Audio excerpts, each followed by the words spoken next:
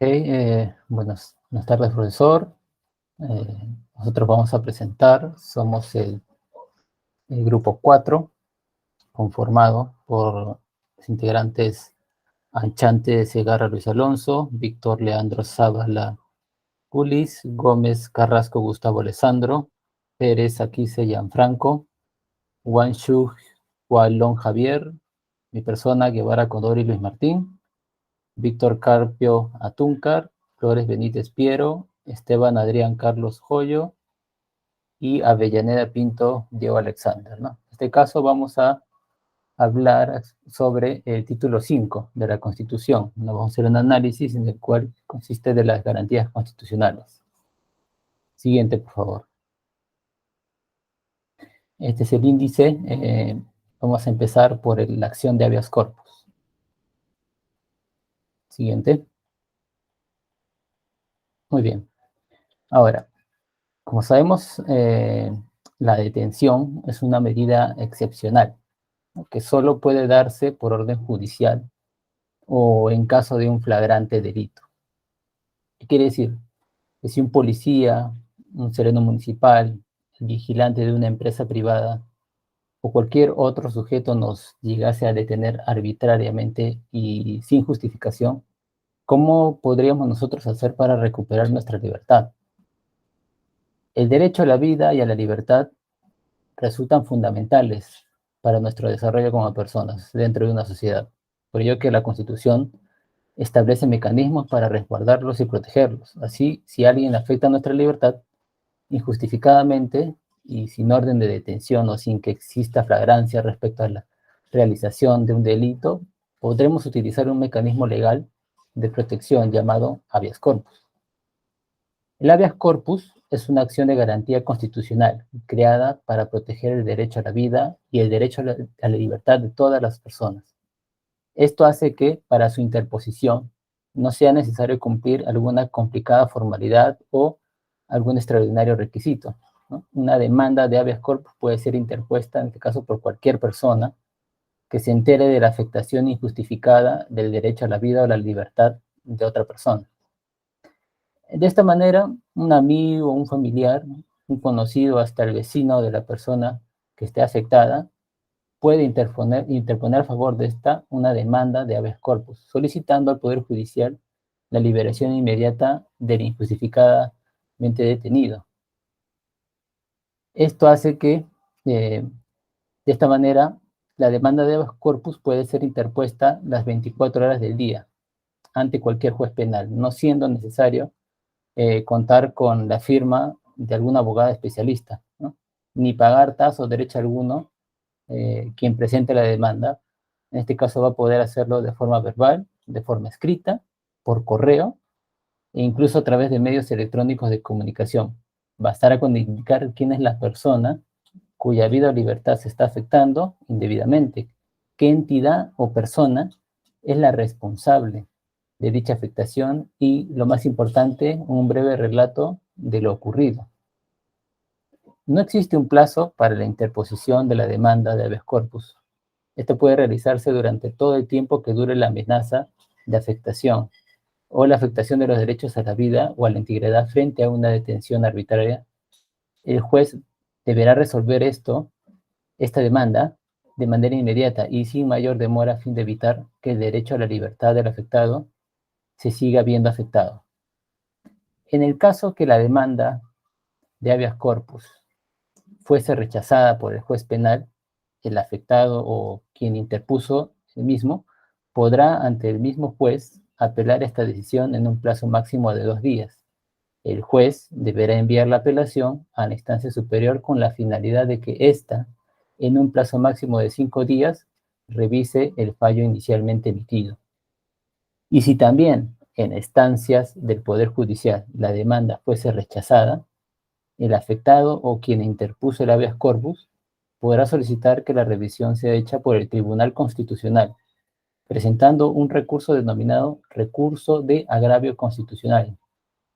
El Tribunal Constitucional, como máximo intérprete de la Constitución y guardián de nuestros derechos, será quien finalmente decida si nos encontramos o no ante la afectación indebida de los derechos de la vida o la libertad, disponiendo en caso de verificarse el abuso, no solo la liberación del injustamente detenido, sino también solicitando a las instancias competentes la sanción del funcionario responsable.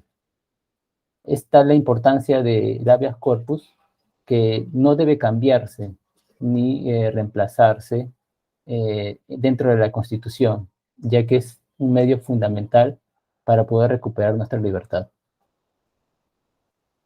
Siguiente. Mi compañero sigue.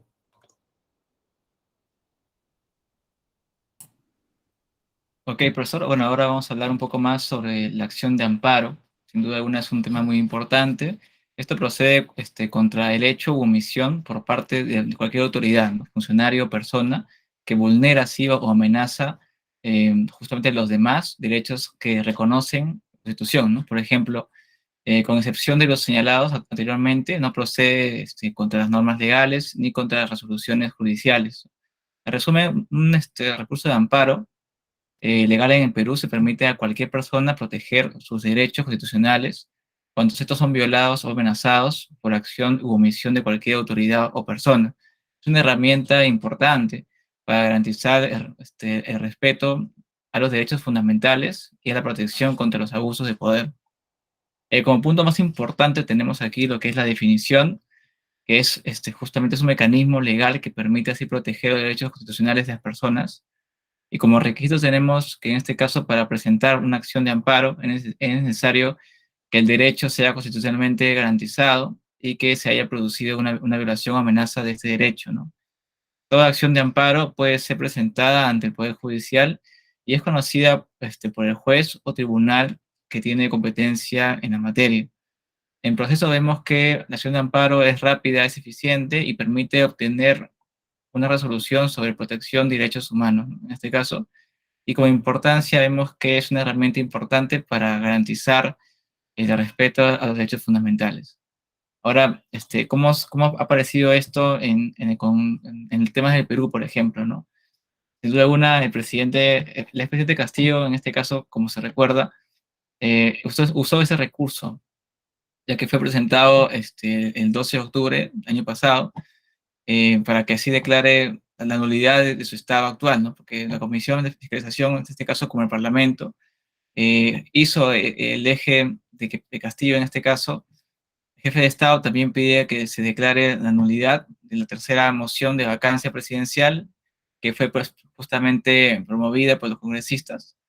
Y eso dicho, causó que él se apele a la acción de amparo, ¿no? La primera sala constitucional, por ejemplo, de la Corte Suprema Superior de Justicia, admitió que a trámite de recurso presentado por el abogado del presidente, ese documento sí permite que se suspenda el trámite de acusaciones constitucionales presentadas contra Castillo en la subcomisión de acusadores, justamente porque el tercer proceso de vacancia por incapacidad moral está todavía en plena recolección de firmas, ¿no? Y ese pudo apelar a esa acción de amparo y justamente, es lo que ha pasado, ¿no? Fue una noticia que fue relevante en Perú, igualmente con Martín Vizcarra, que actualmente también fue estimación de acción de amparo sobre la entrega de credenciales a los congresistas, ¿no? Y también se podía mejorar un poco más, claro que sí, en temas de agilidad, por ejemplo, ya que actualmente la acción de amparo puede ser lenta y engorrosa en el Perú, lo cual es mucho proceso y mucho trámite, ¿no? Una acción de amparo a veces de investigación lleva meses, lo cual así dificulta la protección y eficacia de los derechos humanos en un plazo razonable, ¿no? Y se podría considerar la implementación de medidas que agilicen justamente ese proceso, como la utilización de tecnologías modernas, ¿no? Para así la gestión sea más eficiente y también más oportuna. También el tema de accesibilidad, porque la acción de amparo puede ser costosa y compleja, lo cual puede limitar su acceso a las personas de bajos recursos o para justamente aquellos que no tienen acceso a un abogado. Se podría así considerar la implementación de una medida de prevención para esos casos, ¿no? Y en cuestión de transparencia también se puede mejorar, ya que es fundamental garantizar la confianza en un sistema judicial y en la protección de derechos humanos. Y así se podría considerar y se implementa unas medidas que mejoren la transparencia, como por ejemplo la publicación de estadísticas y datos sobre el uso y la efectividad de acción de amparo, ¿no? Eso ayudaría mucho para poder medir si en verdad es efectiva esta acción y en caso que se pueda mejorar o en caso a quienes está afectando más y a quienes menos. Es un poco más del tema de acción de amparo, igualmente mis compañeros van a avanzar con el tema de acción de habeas data. Buenas, profesor. En esta oportunidad voy a presentar sobre el habeas data. El habeas data lo que hace es protege la privacidad y los datos personales de la persona. En esta ocasión tenemos la imagen de la llave, representa el derecho a solicitar la rectificación, actualización o eliminación de esta información que se encuentre en las bases de datos de empresas públicas o privadas. Y el candado representa el objetivo del habeas data, que sería garantizar que esta información sea tratada de manera responsable y confidencial, evitando el uso indebido de estos datos personales. Siguiente. Como por ejemplo, siguiente. Tenemos a una persona que descubre que una empresa ha recopilado información y la ha almacenado sin su consentimiento.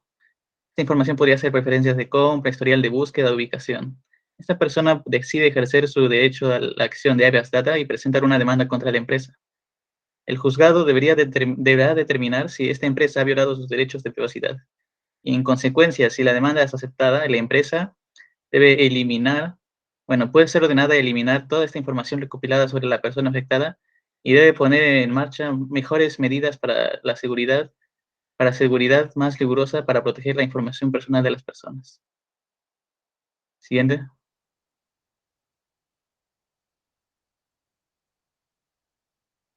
Con respecto a la acción de inconstitucionalidad, lo que tenemos es en este caso, ¿qué cosa es, no?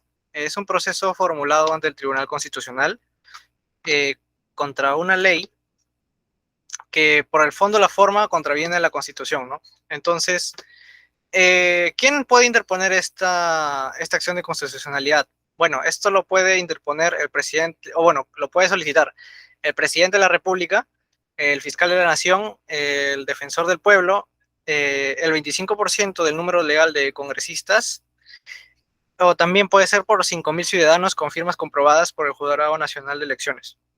También puede ser interpuesta por los presidentes de región, con acuerdo del Consejo de Coordinación Regional o los alcaldes provinciales. También puede ser por los colegios profesionales en materia de su especialidad. Entonces, ¿qué cosa debe contener este documento o algo así de la acción de constitucionalidad? Bueno, tiene que, en términos generales, tiene que contener 3 partes muy específicas. La primera es la identidad de los órganos o las personas que justamente están interponiendo la demanda. También la indicación de la norma, o sea, básicamente la norma que se quiere hacer que sea inconstitucional. Ajá. Y también los fundamentos que tienen para bajarse esa norma, ¿no? Entonces, ¿cuál es este trámite en sí?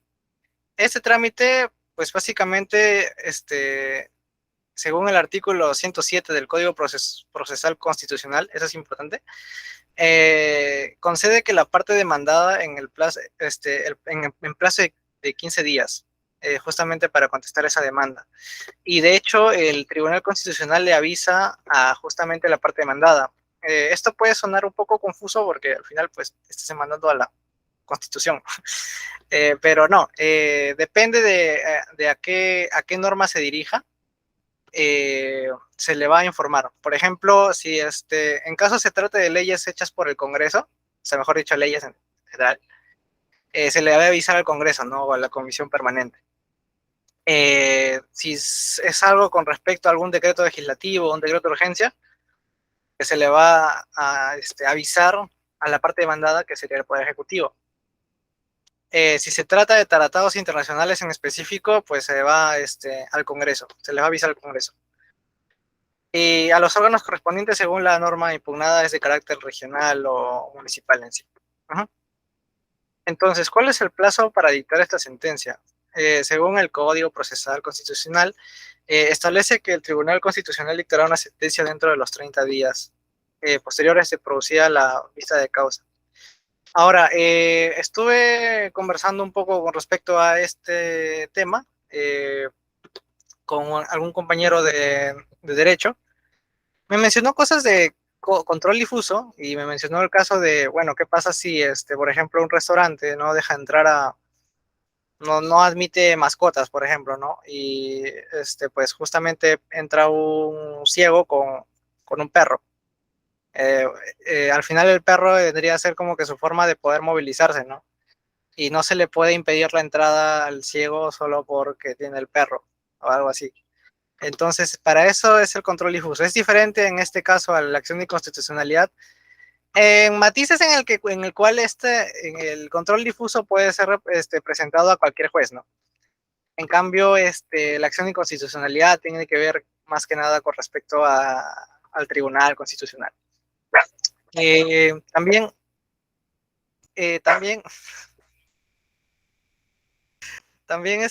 con respecto a lo que se podría cambiar en este apartado de la acción de inconstitucionalidad, según conversé con mi compañero, para él no hay nada que cambiar súper específico. Y para mí tampoco, salvo por el hecho de que más que nada, si se quiere modificar algo, se tiene que consultar al Código Procesal Constitucional. Así que se podría cambiar algo ahí porque siento que un poco demasiado poder tienen los jueces del tribunal, ¿no? O sea, es como un poco, si se le puede doblar la mano a 3 jueces, pues ya tienes prácticamente control total de la Constitución. Bueno, esa sería mi opinión en caso a lo que se debería cambiar. Y bueno, básicamente todo el tema de acción inconstitucionalidad, ¿no? Prosigue con mi compañero.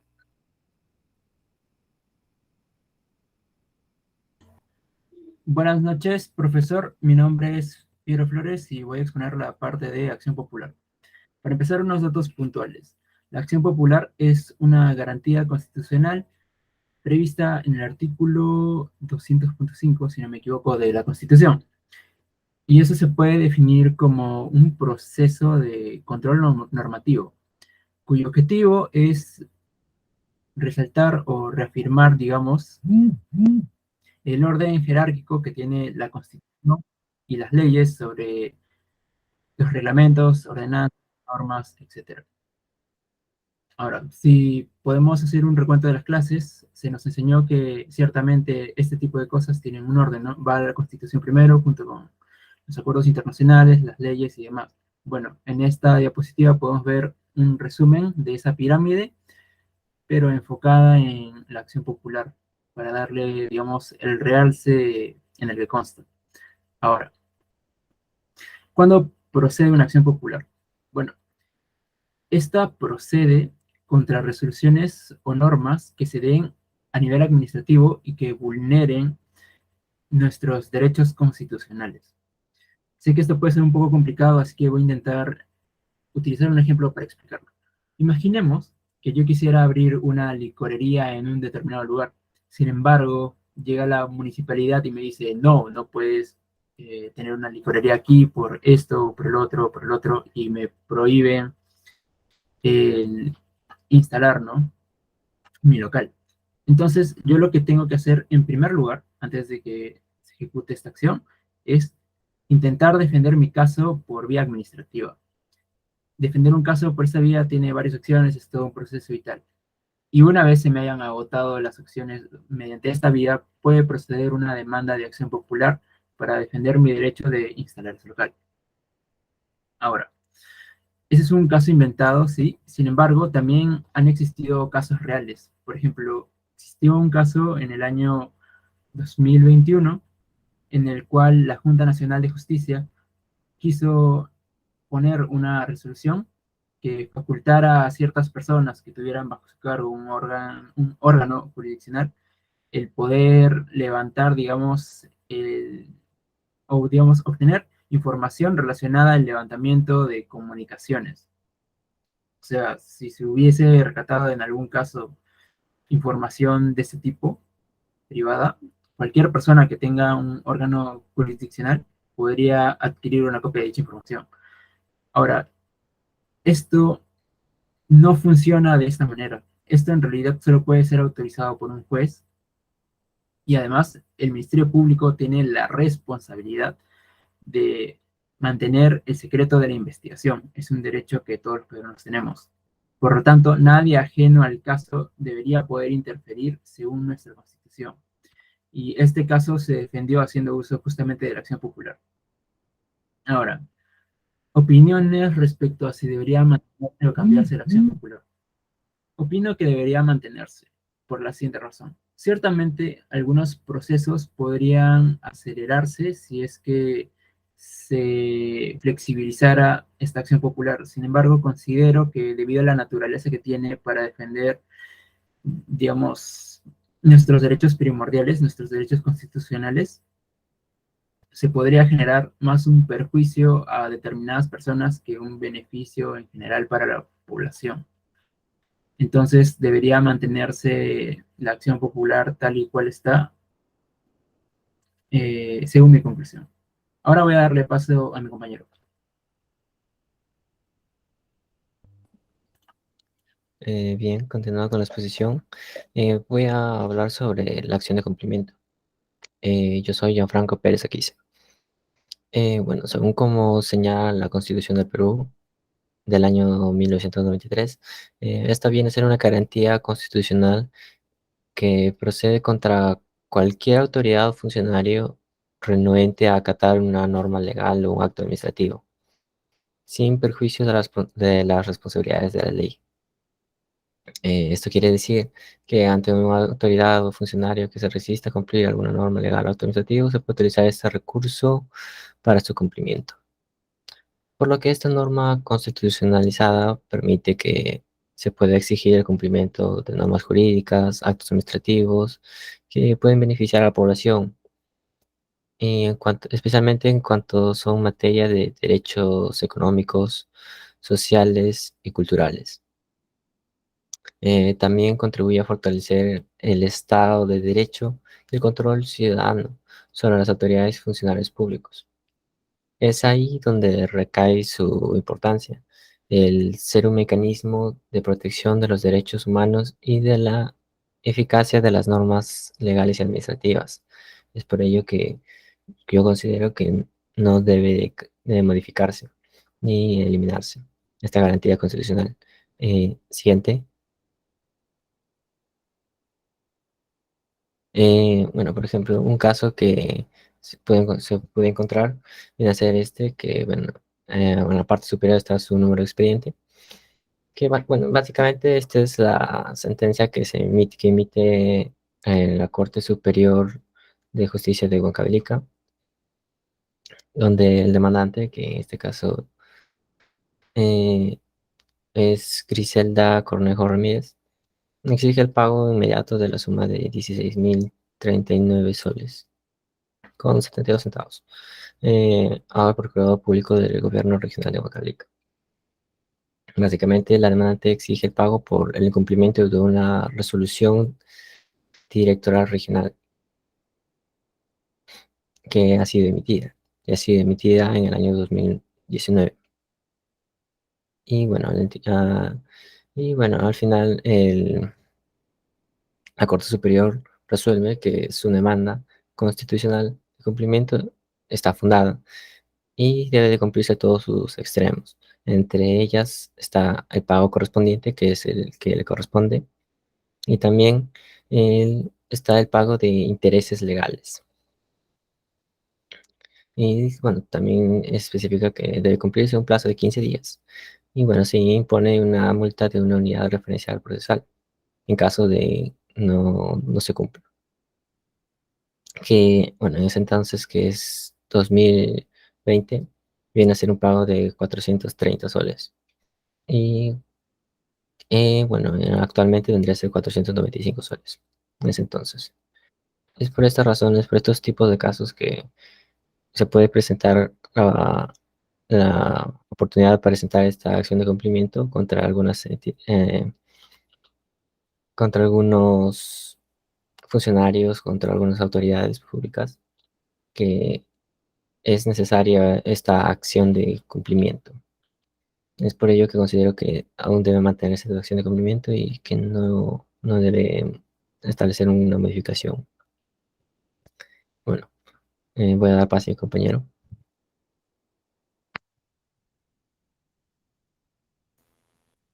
Buenas, profesor. Soy Gustavo Gómez y explicaré en qué consiste el artículo 201. Este habla acerca del Tribunal Constitucional. El Tribunal Constitucional es el máximo intérprete de la Constitución. En este sentido, lo que se busca a través de este órgano es equilibrar los tres poderes del Estado, en caso de que estos infrinjan la norma constitucional o se excedan en el ejercicio de sus facultades.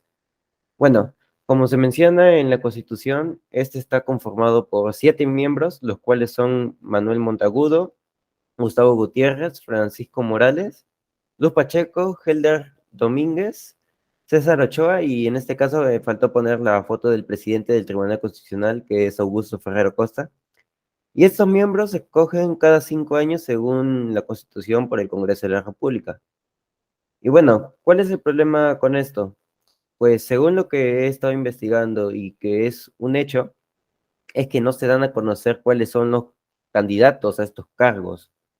Por ello, habría que establecer mecanismos que permitan una elección más transparente, que se conozca de manera pública quién es cada uno para crear así la posibilidad de tacha, y que otras instituciones que no sean simplemente los partidos participen en la generación de propuestas de personas que participen en el tribunal.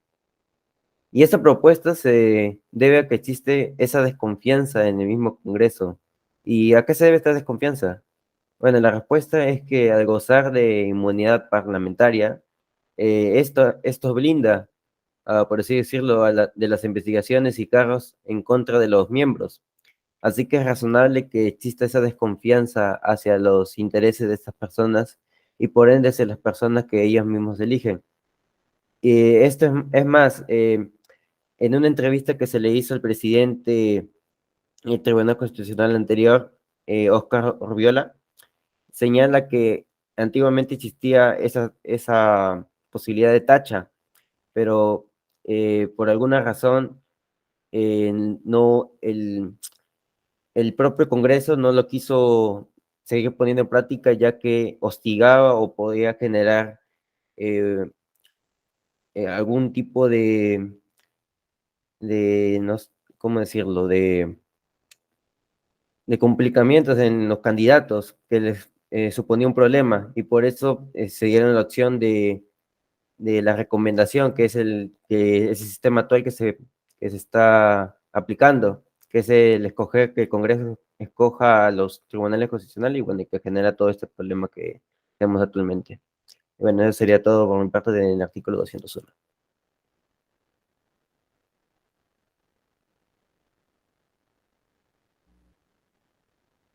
Bueno, mi nombre es Javier Juan y pasaremos al siguiente artículo, el artículo número 202, que nos habla sobre las atribuciones del Tribunal Constitucional. Bueno, la primera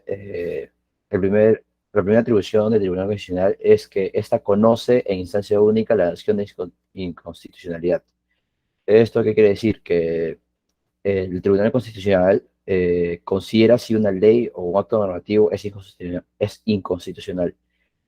Bueno, si el TC reconoce que es esto, dicha norma o ley que se ha propuesto queda sin efecto y no puede ser aplicada.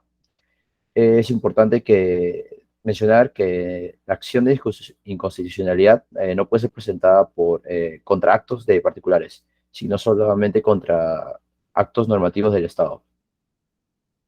Como segunda atribución del Tribunal Constitucional es conocer en última y definitiva instancia las resoluciones denegatorias de habeas corpus, amparo, habeas data y acción de cumplimiento. Un ejemplo de esto sería que, por ejemplo, un ciudadano o una entidad presenta una demanda, ya sea de habeas corpus, amparo, habeas data o acción de cumplimiento, ante un juez o tribunal. Si la resolución de este juez es desfavorable, se puede interponer una contrademanda de lo que se llama una apelación. Si esta segunda resolución también es desfavorable, se puede interponer un recurso de casación ante la Corte Suprema de Justicia. Si la Corte Suprema también emite también una resolución denegada o no desfavorable, la parte interesada puede interponer un recurso de agravio inconstitucional ante el Tribunal Constitucional, el cual es el máximo intérprete de la Constitución y encargado de garantizar el respeto de los derechos fundamentales y de orden constitucional. Bueno, en este caso, el TC es el encargado de conocer y resolver en última y definitiva instancia las resoluciones denegadas de habeas corpus, amparo, habeas data, acción de cumplimiento, según lo mencionado anteriormente. Esta decisión es definitiva y no es apelable, lo que significa que ya no existe una instancia superior a la que se pueda apelar. Como tercera atribución del TC es conocer los conflictos de competencia o de atribuciones asignadas por la Constitución conforme a ley. ¿Esto qué quiere decir? Que el Tribunal Constitucional es el encargado de conocer y resolver estos conflictos de competencia a fin de que se pueda evitar duplicidades de funciones. Esto debido a que puede existir un conflicto de competencia cuando dos o más autoridades judiciales o administrativas se disputen la competencia para conocer acerca de un determinado asunto. Esto es decir, que el TC garantiza la correcta aplicación de la ley y evita la duplicidad de funciones o decisiones contradictorias entre las autoridades involucradas. De esta manera podrá garantizar la estabilidad y el orden constitucional en el país. Como algunas reformas que se pueden dar, podría ser incluir una mayor dependencia y autonomía al Tribunal Constitucional, otorgándole una mayor ampliación de competencias o una mejora en su capacidad de hacer cumplir decisiones. Igualmente, todo esto tiene que ser el resultado de un amplio debate y consenso político. Siguiente.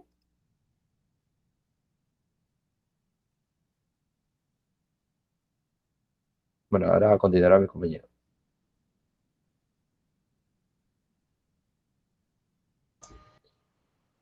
Sí, con el tema de, bueno, para continuar con la exposición, a continuación voy a describir el artículo 203. Mi nombre es Víctor Carpio y en un principio iniciaré indicando que es una acción constitucional para luego proceder a indicar las personas que están facultadas, de acuerdo a este artículo 203, a interponer esa acción inconstitucional. Y también describiré un poco qué cuestiones se podrían reformar o cambiar de este artículo. En todo caso, habría que primero, como ya indiqué, definir qué es una acción de inconstitucionalidad, ¿no? Indicar que es un proceso formulado ante el Tribunal Constitucional contra una ley que por el fondo o la forma contraviene a la Constitución, ¿no? Su finalidad es lograr que la norma cuestionada sea declarada como inconstitucional y se disponga su consiguiente derogatoria. Entonces, de acuerdo a este artículo 203, para interponer esta acción y poder derogar alguna ley u norma, existen ciertas personas que están facultadas para ello, las cuales, bueno, como podemos ver en la imagen, uno de ellos es el presidente de la República, la actual presidenta, otro es el fiscal de la Nación. Luego tenemos a la Defensoría del Pueblo, representado por el Defensor del Pueblo, al 25% del número legal de congresistas. Siguiente diapositiva.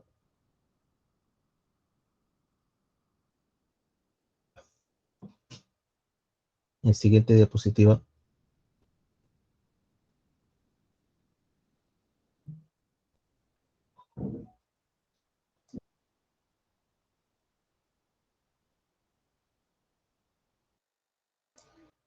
Luego, 5.000 ciudadanos representados con firmas comprobadas por el jurado de elecciones, los presidentes regionales y los representantes de los colegios profesionales. Con ellos serían 7 personas facultadas para interponer la acción de inconstitucionalidad. Bueno, esa es la descripción general del artículo 203 y bueno, a continuación habría que analizar qué es lo que faltaría mejorar en este artículo. Para ello, empezar indicando de que de conformidad con el artículo 43 de la Constitución Política del Perú, como nosotros sabemos, somos un Estado democrático y existe un principio que es el de separación de poderes. Es más, el capítulo 8 del título 4 de la Constitución en desarrollo del principio antes mencionado, reconoce la independencia y autonomía del Poder Judicial, ¿no? Y de todos los órganos que lo integran. En todo caso, en las personas facultadas para interponer esta acción de inconstitucionalidad, no se encuentra representado lo que es el Poder Judicial, a pesar de que este poder es independiente, de acuerdo a los artículos, al artículo 43 de la Constitución Política y al capítulo 8 y título 4 de la Constitución. En todo caso, lo que a mí me parecería que debería mejorarse en este artículo 203 es la inclusión del Poder Judicial. ¿Por qué? Porque ese poder es muy importante con el tema de la normativa que tiene que ver con seguridad, con toda la normativa que tiene que ver con encarcelar a las personas que cometen delitos, ¿no? En todo caso, dicho poder es el que tiene que ver con estas normas, ¿no? Y si hay alguna norma que no le parece bien, el Poder Judicial debería tener voz y voto para interponer esta acción de inconstitucionalidad contra estas leyes que el Poder Judicial considere conveniente para para justamente interponer esta acción, ¿no? En todo caso, se observa de que este artículo 203 carece justamente de que el Poder Judicial no se encuentra actualmente representado, ¿no? Eso sería una modificación que debería hacerse en este artículo, ¿no? Por lo cual resulta relevante destacar que negarle al Poder Judicial la legítima y su derecho, ¿no? Para impugnar judicialmente las normas que ellos consideren que restringen su organización o funciones, es algo que vulnera su independencia y va contraparte con los artículos y con la misma Constitución, ¿no? Bueno, eso sería todo por mi parte y a continuación mi compañero continuará con la exposición. Bien, continuando con la exposición. Siguiente.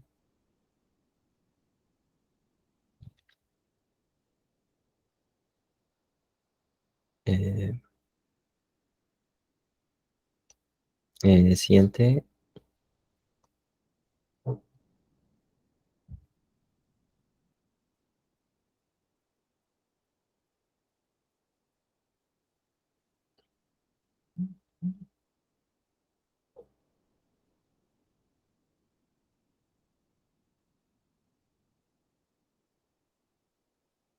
Siguiente. Bien, bueno, continuando con la exposición. Yo, Gianfranco Pérez Aquise, voy a hablar sobre el artículo 204, que, bueno, está titulado Sentencia del Tribunal Constitucional. En esta se menciona que la sentencia del tribunal que declara la constitucionalidad de una norma se debe publicar en el diario oficial, bueno, que viene a ser el peruano. Y al día siguiente de su publicación, dicha norma quedará sin efecto. También se menciona que no tiene un efecto retroactivo la sentencia del tribunal, y en todo o en parte una norma legal. Consideramos que este artículo está bien y no necesita alguna modificación, ya que, bueno, al declararse la inconstitucionalidad de una norma, esta debe estar publicado para que todos los ciudadanos, todos los peruanos puedan conocer sobre esta acción. Al día siguiente, dicha norma quedará sin efecto. Y además asegura que no tiene efecto retroactivo esta sentencia. Esto quiere decir que no puede aplicarse a acciones que ocurrieron antes de que se dictara dicha sentencia. Y esto a su vez quiere decir que esta garantía garantiza la seguridad jurídica y el respeto a los derechos adquiridos en el Estado peruano. Es por ello que consideramos que no, como tal, no necesita ningún cambio. Bueno, siguiente.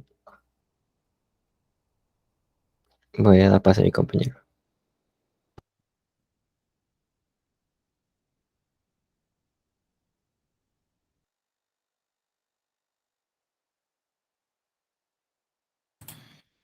¿Qué profesor? Buenas noches. Nuevamente soy Luis Sanchante. Bueno, un poco más sobre, de manera rápida, sobre la jurisdicción supranacional.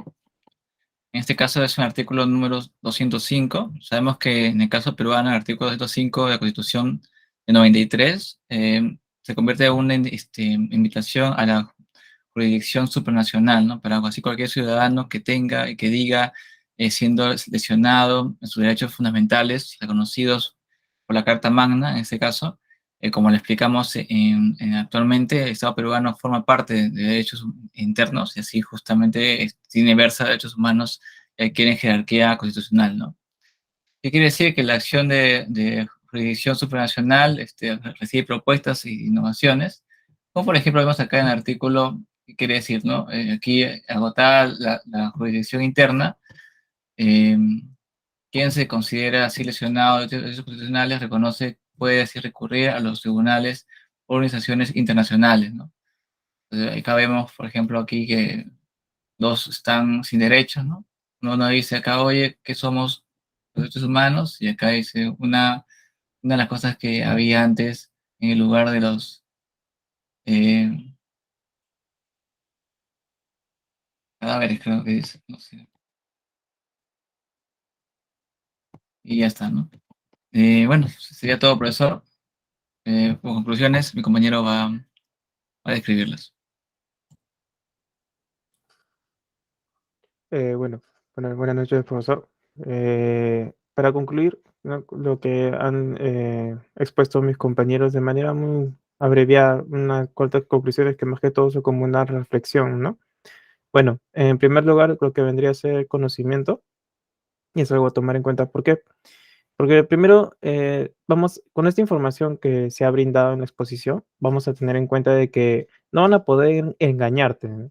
¿Por qué? Porque vas a poder defenderte y tener una reacción que concuerde con respecto a los artículos que se han brindado, ¿no? La información brindada. Así que no van a poder accionar como que de manera injusta hacia ti. Es muy importante tener en cuenta esto, ¿no? Por eso es que se dice que el conocimiento es poder. Otra cosa relacionada al conocimiento es que también vamos a poder actuar con seguridad y sin miedo, porque cuando sabemos cuáles son los límites o qué, hasta qué punto podemos llegar sin vulnerar o sin accionar contra el otro, vamos a poder tener más libertad y más confianza para llevar a cabo nuestras actividades. Entonces es como que nuestra actitud y como persona, al desenvolvernos ya sea laboralmente o en el ámbito en general, vamos a tener una mejor actitud, una mejor confianza. Y además vamos a tener conocimiento, ¿no? De lo que vendría a ser el habeas data, habeas corpus, la acción de amparo. Todos estos conocimientos nos van a servir para tener en cuenta lo que vendría a ser una protección para nosotros, porque vamos a estar siempre al tanto, vamos a tener en cuenta qué podemos o qué no podemos hacer, o qué nos pueden y no nos pueden hacer, ya sea nuestro jefe o una persona en la calle, ¿no? A veces podemos ser víctima tal vez, que en muchos casos se pueden ver en televisión, que nos detienen injustamente y las personas por desconocimiento o por ignorancia no sabemos cómo reaccionar y simplemente acatamos y decimos, no, sí, está bien, ¿no? Señor oficial, usted me puede llevar y tal, y caemos en una falta de ley, lo cual, si tuviéramos los conocimientos, no pasaría, ¿no? Además, que vamos a aprender a defendernos con respecto a lo que vendría a ser nuestra información, ¿no? Que vendría a ser el siguiente punto. Gracias a esta posición vamos a tener en cuenta lo valiosa que es la información, tanto así de que hay normas y puntos en los cuales los resaltan, ¿no? Como vendría a ser el habeas data. Entonces, hemos pasado un salto generacional en el cual antes podíamos ver cuestiones como tal vez nombres o teléfonos o tal vez podría ser datos como la fecha de nacimiento o documentos como el DNI, a cosas muy resguardadas porque antes era mediante papeles y todo esto, ¿no? Pero hoy en día todo está en línea. Es muy fácil saber el número de DNI de alguien simplemente poniendo su primer nombre y su primer apellido y eso, primer nombre y averiguando quién puede ser en las múltiples plataformas y páginas que existen en Internet acerca de esto. Entonces son como que vulnerabilidades en nuestra información es ventilada, ¿no? Y esto no debería ser así porque es información privada. Entonces, por ejemplo, cuando se trata de trabajos, podemos encontrar de que nosotros damos nuestra información y a veces esta puede ser vista por personas las cuales no deberían porque es información confidencial. Entonces aquí podemos actuar de tal forma en la que podemos proteger esta información, ¿no? Y si en algún momento es utilizada de mala manera, accionar como que método de defensa para esto. Además, por ejemplo, lo que son las páginas que a veces tenemos que poner nuestros datos y nuestra información, si nosotros sabemos cómo protegerla o hasta dónde pueden llegar estas, podemos hasta tener una cierta ventaja frente a ellas si es que estas accionan de manera que no está permitida, ¿no? Entonces nosotros podemos como que hacer una acción aplicando lo que vendría a ser el habeas data y tal vez accionar de que puedan eliminar nuestra información o si es que está, como vimos antes, si está errónea, cambiarla. Entonces, tenemos ese poder sobre esto y la información es muy importante hoy en día. Además, el caso más claro que vendría a ser los bancos, ¿no? Las llamadas, Movistar, Claro, etcétera. Nosotros tenemos el poder de poder llamar y decir que borren nuestra información o nuestro número de contacto para ya culminar con esto, pero el problema es que no es aplicado del todo. Entonces, ahí es como que una medida en la cual nosotros tenemos que hacer valer esta importancia respecto a la información. Otro punto para hablar ya por último en las conclusiones vendría a ser el poder. Esta parte ya es más como una reflexión referente a toda la información ya brindada anteriormente, porque si nos podemos a pensar un poco referente a lo que vendría a ser el Tribunal Constitucional, el poder político que existe, el poder de los contactos, ¿no? Imaginemos las posibilidades son muchas, de poder cambiar una norma, hacer uso de la acción de inconstitucionalidad. Entonces, si nosotros tenemos a la gente correcta en los lugares correctos, se pueden hacer muchas cosas. Y esto más que nada se ve muy, muy a menudo en lo que vendría a ser la política peruana, ¿no? Por eso es que los lazos y la gente o los políticos no tienen un partido de por sí. Siempre es como que para donde tire mejor la situación es a donde me voy a arrimar. Y es una cuestión de lealtad, ¿no? De fidelidad a sus valores, a su forma de pensar. Entonces, tenemos que tener muy en cuenta de que, como dice esta frase de echa la ley, echa la trampa, las posibilidades son muchas y tenemos que tener mucho cuidado con la gente a la cual escogemos como representantes, ¿no? Además, otra cosa relacionada a lo que es poder, que podemos utilizar los conocimientos, ¿no? Los conocimientos a nuestro favor.